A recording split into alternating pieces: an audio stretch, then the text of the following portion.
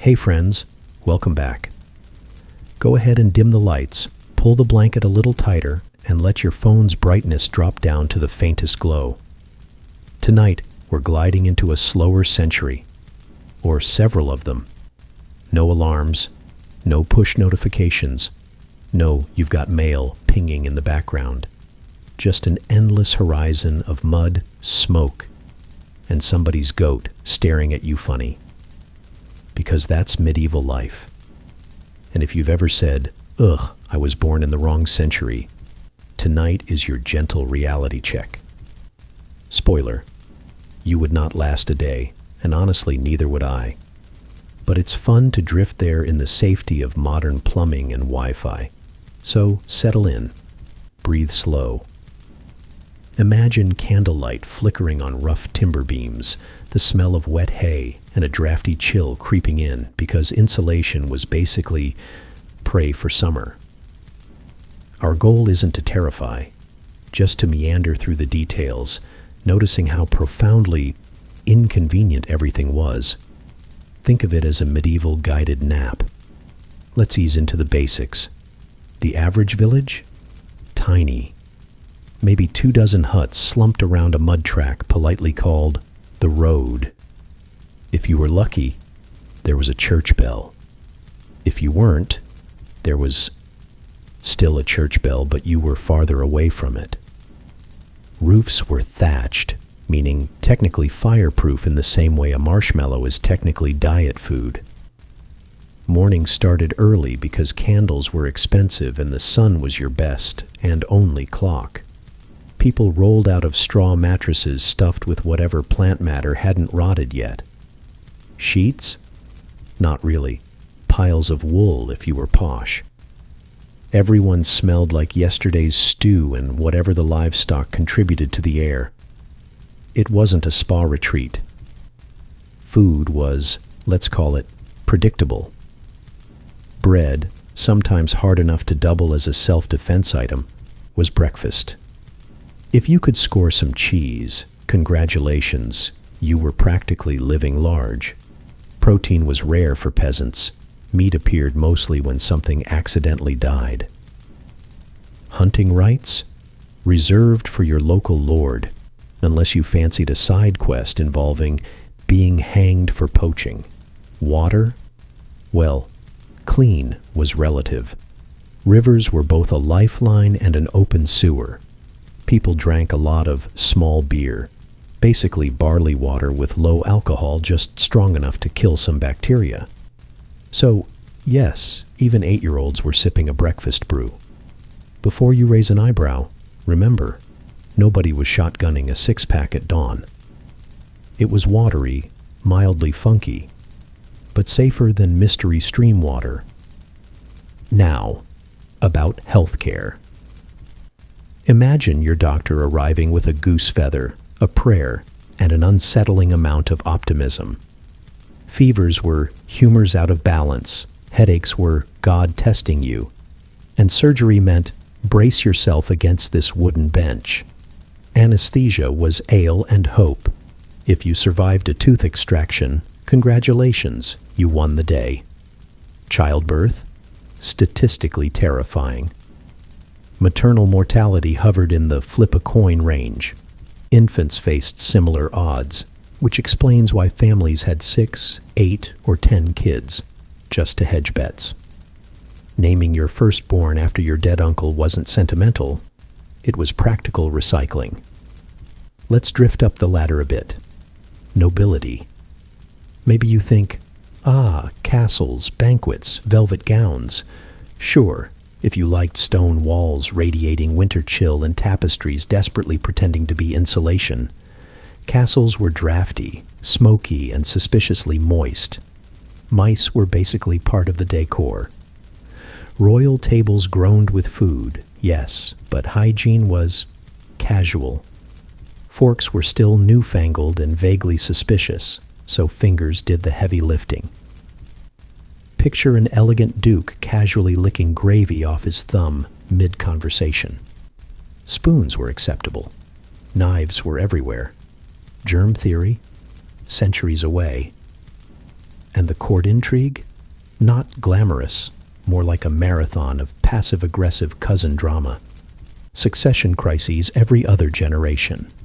Accidental hunting mishaps, and more backroom whispers than a high school cafeteria. Inbreeding didn't help.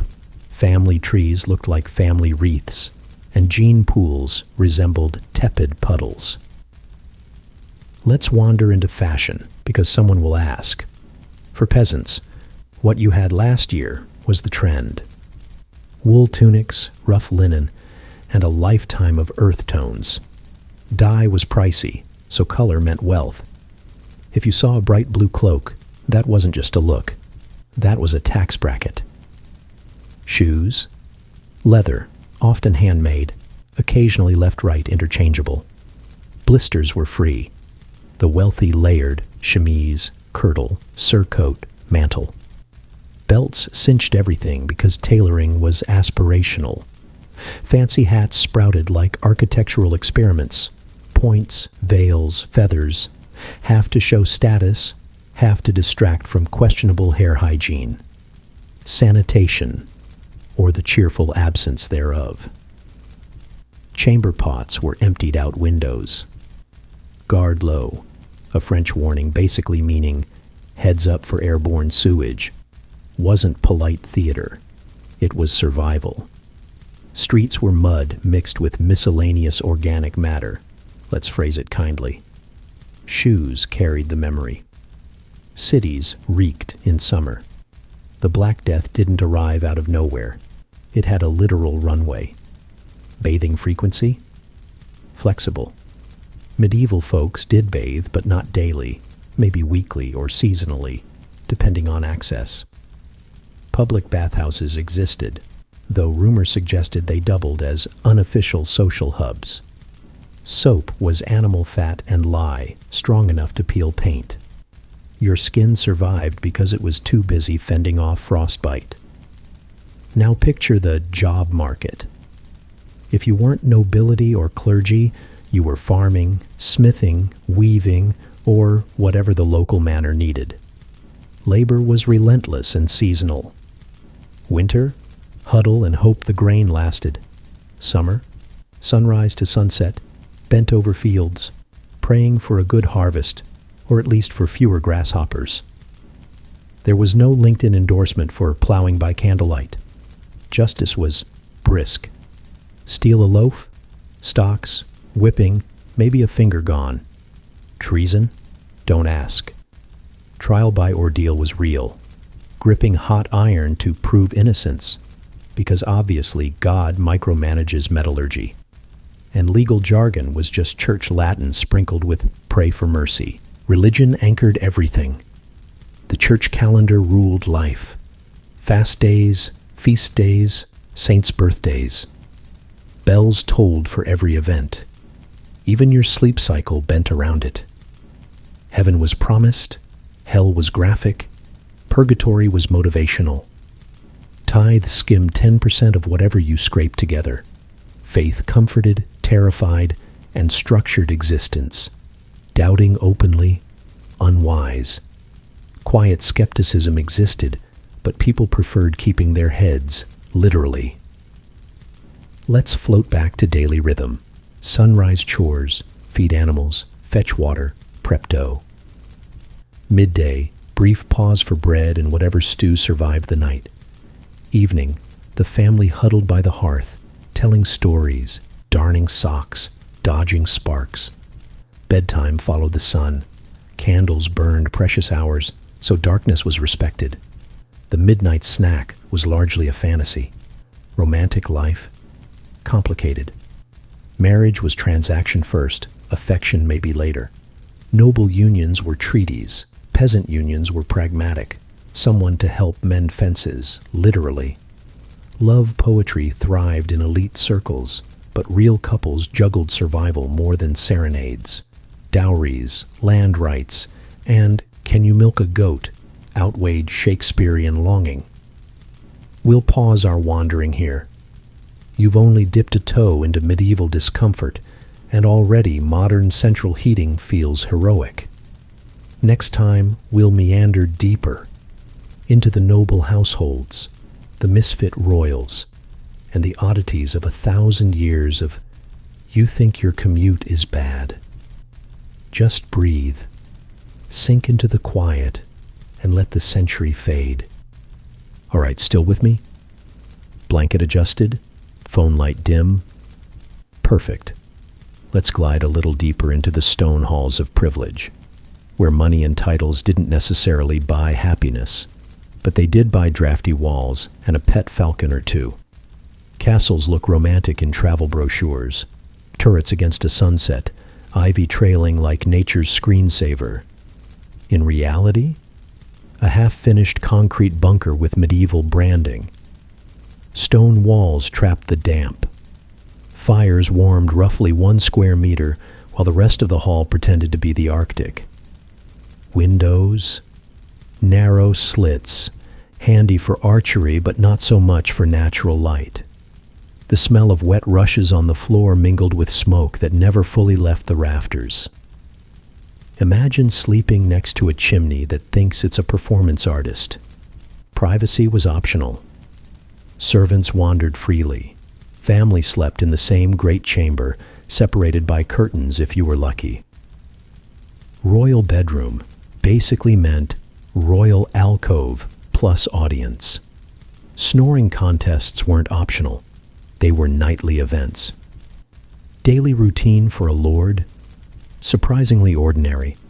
Wake with the sun, mutter something about your aching back because mattresses were just upgraded sacks. Break your fast with yesterday's bread, cheese, and whatever cold meat escaped the dogs. Then straight to estate management, which was a fancy phrase for arguing about grain taxes while a clerk scribbles in chicken scratches. Leisure, hunting, hawking, occasional jousts, if you felt sporty. Banquets for celebration, minor wars for cardio. Politics was an endless chessboard, except half the pieces were your cousins with grudges. Etiquette mattered. Greeting rituals, bowing angles, hand-kissing timing, all minor social minefields. Forget a courtesy, and some baron might fume for a decade. Diplomacy was equal parts wine, flattery, and not implying anyone's mother was illegitimate. Let's ease toward royalty, where things grow weirder. Monarchs were theoretically above reproach, but human enough to be spectacularly messy. Genealogies twisted tighter than a ball of yarn after the cat's done. Marriages glued alliances together with a prayer and an inheritance claim. Take the Valois of France. They loved marrying cousins like it was a hobby. Charles II of Navarre, nicknamed the Bad, subtle branding, had a talent for making enemies and setting himself on fire by accident. Yes, literally. He was wrapped in bandages soaked with brandy for health, and someone lit a candle too close. Medieval wellness tips did not age well. The English Plantagenets fared no better. Richard II adored pageantry so much he bankrupted himself on golden fabrics, while peasants plotted tax revolts. Henry VI of England suffered catatonic episodes, which is diplomatic, for sometimes stared at walls while nobles decided who's in charge this week. Mental health care was limited to pray harder and bleed less. Speaking of heirs, succession crises were practically seasonal. Monarchs feared dying without a son. Courtiers feared monarchs living too long. Princes were pampered yet monitored like fragile porcelain. Tutoring involved Latin, warfare basics, and how to out-paranoid your enemies. Childhood? A polite rumor. Queen Isabella of Castile? Raised in political turbulence, married Ferdinand at 18, co-ruled Spain while wrangling rebellious nobles and reorganizing finances like a medieval accountant on caffeine. Romance aside, hers was a lifetime of treaties, sieges, and the constant threat of Portugal being difficult. Nutrition improved at court, but with quirks. Sweet wine flowed, meat piled high, Boar, venison, peacock for showmanship. Spices screamed, "I'm rich," so everything was seasoned like the pantry had an ego. Vegetables were peasant food, which is ironic when you remember scurvy is not a personality. Banquets could last hours. Servants paraded dishes as minstrels hummed quietly about your eternal glory. Reality: cold mutton by the third course. Illness didn't discriminate. Even kings caught dysentery and medicine didn't upscale for crowns. Henry VIII, famous for wives and gout, spent years limping and raging, his leg ulcerating while courtiers politely ignored the smell. Perfume wasn't luxury, it was survival. Let's pause on castles again. Heating solutions? Portable braziers, fireplaces in key rooms, lots of fur. Winter storms howled through corridors like unpaid interns. The solar, a private warm room, was the medieval equivalent of fighting over the good couch. Water pipes? Nope. Chamber pots reigned. Servants carted them away, hopefully before your audience chamber became too literal. Entertainment? Storytelling, chess, troubadours singing about fair ladies while ignoring real marital dynamics. Music soothed the endless waiting between politics and plague. For variety, falconry offered outdoor fun. Stand in a field while your hawk wonders why you're yelling "fetch." And the servants. Castles ran on invisible labor: cooks, scullions, laundresses, grooms. Armies of people making privilege look effortless. A noble's complaint about overcooked venison ignored 12 hours of frantic roasting over smoky hearths. Servants slept near kitchens or stables, bodies sore, wages minimal. If they caught the Lord's eye, promotion might mean lifelong gossip. Children of the elite trained early, swordplay at 7, diplomacy at 10, a betrothal by puberty. Girls were pawns in marriage politics. Boys were pawns with swords. Affection existed, but strategy ruled. A daughter's hand meant a county, a dowry, and a truce, not necessarily happiness. Wander briefly into hygiene myths. No, medievals weren't allergic to washing. Public baths existed, though modesty varied. Hot water was luxury, warm sponges sufficed. Perfumed oils masked more than they cleansed. Teeth cleaning? Twigs, linen rags, occasionally crushed herbs. Dentists? Blacksmiths moonlighting. If you complained about cavities, expect a firm grip, iron tongs, and a stiff drink. Fashion for kings and queens flirted with absurdity. Sleeves long enough to trip over. Shoes with points sharp enough to menace pigeons.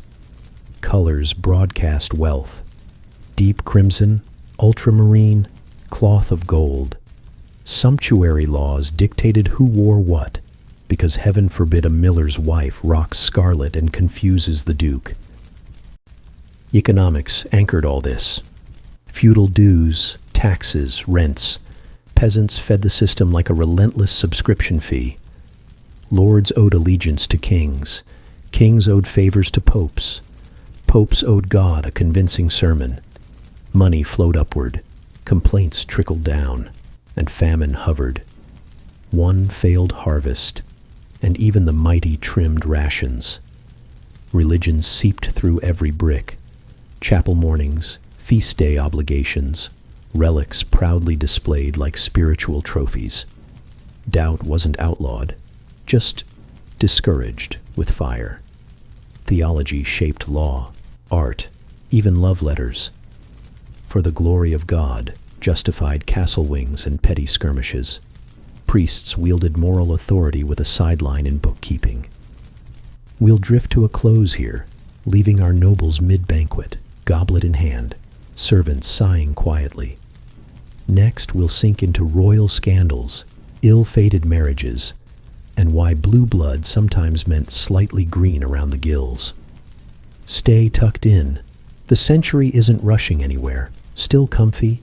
Blanket hasn't betrayed you? Perfect. Let's keep floating, This time straight into the royal bedchamber, not for scandalous thrills, relax, no need to cover grandma's ears, but for the gentle absurdity of how monarchs handled marriage. Spoiler, about as gracefully as a cat in a bathtub. Royal marriage wasn't romance, it was spreadsheet diplomacy. You married because your cousin's cousin owned 3 vineyards and an army. Feelings? Optional. Half the time the bride and groom hadn't even met before the ceremony. Imagine agreeing to share a castle with someone whose best portrait looks like a startled turnip. Take poor Margaret of Austria. Betrothed at age 3. Yes, toddler-level networking. She was shipped across Europe, then quietly unbetrothed when politics shifted. Repeat twice more. By 20, she was the human equivalent of, "We're still figuring it out." She eventually ruled the Netherlands with quiet competence and probably the patience of a saint. Habsburgs get an honorary spotlight. Their family tree was more like a wreath, so many cousin marriages that jaws literally shortened. Charles II of Spain, poster child for maybe diversify, inherited a grab bag of genetic lottery tickets. Portraits show heavy eyelids, pronounced chin, general exhaustion. His autopsy read like a checklist of things the gene pool warned us about. He died childless, ending his branch, because apparently you can only remix the same DNA so many times before biology taps out. And England. Henry VIII, famously enthusiastic about matrimony, married 6 times because producing a healthy male heir seemed harder than writing sonnets. Catherine of Aragon bore him a daughter, Mary. Good start, wrong gender, for his ego. Anne Boleyn promised fireworks, lost her head when politics soured. Jane Seymour managed a son, but died postpartum. Anne of Cleves survived by being not Henry's type, which turned out to be life-saving. Catherine Howard was very young, very lively, and very doomed. Catherine Parr outlasted him, mainly because Henry finally ran out of time and pulse. Court gossip probably whispered, maybe he's the problem, but very quietly. French monarchs match the drama. Louis XIV, the Sun King, staged his life like Broadway on a sugar rush. Versailles was equal parts palace, theater, and stress test for etiquette. His mistresses wielded influence with the subtlety of courtly ballet. Etiquette manuals dictated everything from bow depth to how enthusiastically you smiled while the king chewed. Royal children were raised half in public, half as propaganda. Childhood innocence had a daily audience. Now about heirs. Spare sons existed because mortality hovered like an unpaid tax bill. Firstborn inherits, secondborn supports, thirdborn heads to the clergy, fourthborn hopes for plague vacancies. Girls married out to strengthen alliances. Dowries measured worth in livestock, silver, and political leverage. Love letters sometimes bloomed, but practical reality always loomed larger. Take Eleanor of Aquitaine. Married Louis VII of France at 15, toured half of Europe, mothered future kings, eventually divorced. Medieval divorce was basically political nuclear. Remarried Henry II of England, and still found time to commission poetry. She lived into her 80s, a medieval marathon, outlasting scandals, rebellions, and several wardrobes of elaborate veils. Daily romance? Fragile. Courtiers traded poems about unreachable ladies. Nobles penned treaties disguised as sonnets. Affairs sparked, fizzled, or combusted depending on politics. Chivalry wasn't candlelit walks. It was mostly a PR strategy. Knights vowed to honor ladies, then rode off for 6 months to argue about sheep taxes. Let's linger with the Tudors' extended family tree. Mary, Queen of Scots, cousin to Elizabeth I, grew up pampered in France, married a sickly dauphin, widowed at 18, returned to a Scotland less enchanted by her French habits. She remarried, badly. found herself neck-deep in plots, and eventually in Elizabeth's custody for 19 long, quiet years before execution. Her son, James VI of Scotland, later became James I of England. Dynasties, like family gossip, never die. Religion twisted marriages further. Protestant versus Catholic unions were powder kegs. Monarchs calculated theology as carefully as dowries. Marrying the wrong faith risked rebellion, excommunication, or the occasional armed visit from a disapproving neighbor. Conversion ceremonies doubled as photo ops before photo existed. Meanwhile, ordinary affection survived in quiet corners. Some royal couples genuinely liked each other, shared jokes, co-parented without daggers drawn. Philip II of Spain mourned his Queen Mary Tudor sincerely, which was downright wholesome amid politics. Ferdinand and Isabella co-ruled with mutual respect, even if their vacation was another siege. Let's peek at the mundane indignities of royal life. Public meals, endless audiences, zero me time. Even bathing could be ceremonial because privacy was apparently overrated. Servants dressed you layer by layer. Your diary was gossip fodder, and any sulk risked, "He's moody, the realm trembles." No wonder monarchs occasionally vanished on progresses, fancy term for "let's get out of this castle before we scream." Finances? Royal doesn't mean solvent. Wars, banquets, pet architects. They drained treasuries like leaky barrels. Tax hikes enraged subjects. Loans piled up. Monarchs pawned jewels, debased coinage, or discovered new lands hoping for gold. Elizabeth Thurburst died leaving debt. Charles V juggled more IOUs than crowns. Money worried kings almost as much as mortality. And the legacy of blue blood. The phrase hinted at pale, indoor nobility, a badge of staying far from plows. But the reality was less glamorous. Brittle egos, fragile alliances, cousins as enemies. Royal bloodlines preserved crowns but also carried migraines, hemophilia, and the occasional, "my uncle is also my grandfather." Thanksgiving must have been awkward. We'll pause our amble here, leaving monarchs mid-betrothal, portraits being painted flatteringly or desperately, courtiers nodding politely while someone negotiates over goat-infested dowries. Next, we'll meander into court scandals, odd habits, and why being born to rule often meant being born to pace drafty corridors, wondering if your cousin will stab you before dinner. Sink a little deeper into your pillow.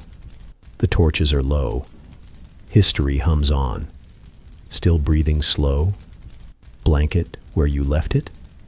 Good. Let's slip back inside those drafty corridors and watch the royals do what royals always did best. Exist under a mountain of gossip while pretending they were above it. Scandal in a medieval court rarely looked like a Netflix trailer. No dramatic slamming of goblets. Well, sometimes. No sultry violin sting. It was softer. Rumors at the tapestry loom, whispers in the gallery, the faint rustle of parchment passed hand to hand, and yet reputations tilted on a single raised eyebrow. One favorite pastime of courtiers: counting heirs. If a queen failed to produce, the blame almost never landed on the anxious, sleep-deprived king. Fertility was apparently a one-way street. Whispers grew. Physicians nodded sagely about imbalanced humors, and suddenly everyone had an opinion on moon cycles. Let's drift to France. Charles VI, nicknamed the Mad, which gives away the plot, spent episodes convinced he was made of glass. Literally. He ordered iron rods sewn into his clothes to prevent shattering. Courtiers smiled thinly and stepped carefully around the subject. Governance limped along while regents argued. His queen, Isabeau of Bavaria quietly managed factions, smiling through teeth-clenched patience. Madness didn't nullify etiquette. Banquets still sparkled, dancers still spun. Behind curtains, power brokers whispered about succession contingencies. Outside, peasants simply hoped the next tax wouldn't involve selling their last pig. Hop north to England. Court entertainment meant more than lute music. Masks, pageants, endless rounds of who's flattering whom. Gossip traveled faster than a messenger pigeon. Anne Boleyn's rise? Charted in murmurs months before Henry officially noticed. Courtiers juggled loyalty like jugglers with hot coals. Stand too near the wrong faction, and suddenly you're contemplating a quiet retirement, preferably with your head intact. Elizabeth Furr's reign, glorious on parchment, was a treadmill of managing favorites. Robert Dudley, Earl of Leicester, hovered like a loyal shadow, while tongues wagged about secret weddings that never were. Elizabeth styled herself married to England, sidestepping politics by converting spinsterhood into a power brand. Private? Barely. Letters burned, but rumors clung like candle smoke. Across Europe, eccentricity flourished. Christian II of Denmark reportedly entertained low-born friends at court dinners, scandalizing nobles who preferred their peasants unseen.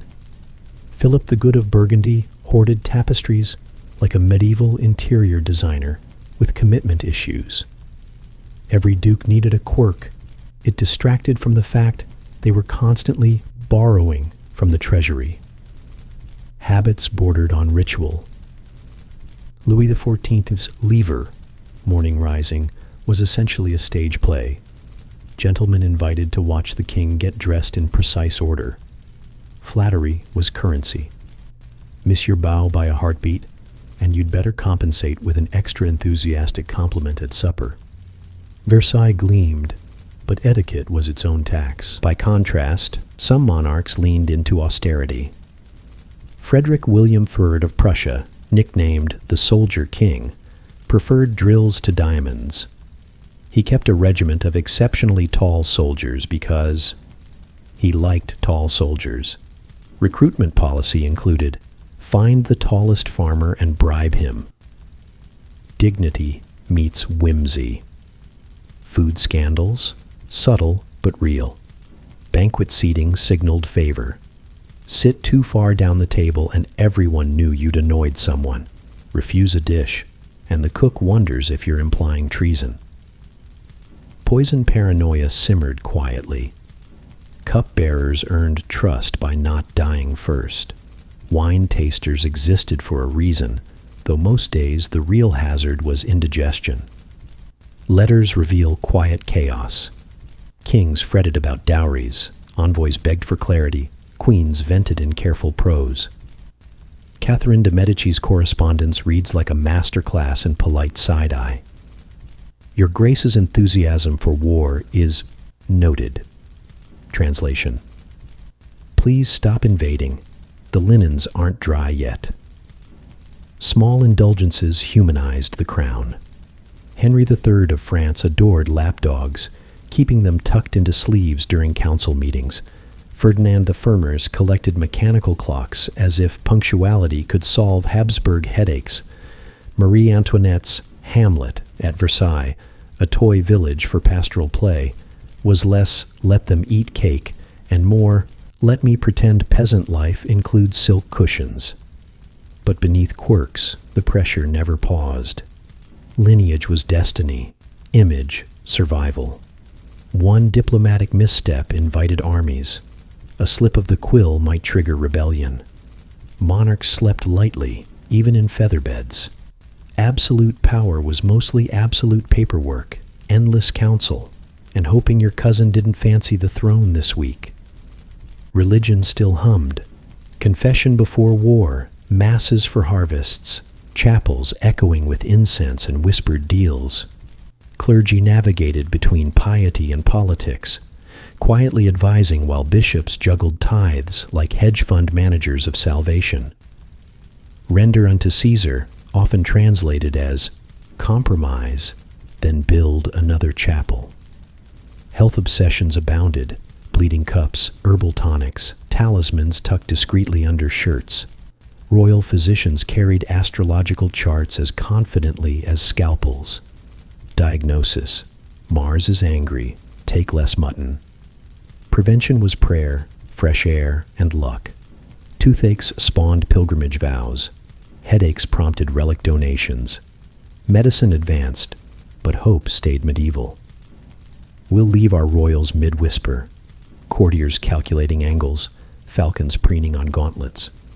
Scandal flickers like candlelight, never erupting, just smoldering. Perfect for drifting off. Next, we'll wander toward ordinary nobles, why heraldry looked like someone spilled crayons on a shield, and how leisure occasionally bordered on chore. Keep the breathing slow. History's not done lulling you yet.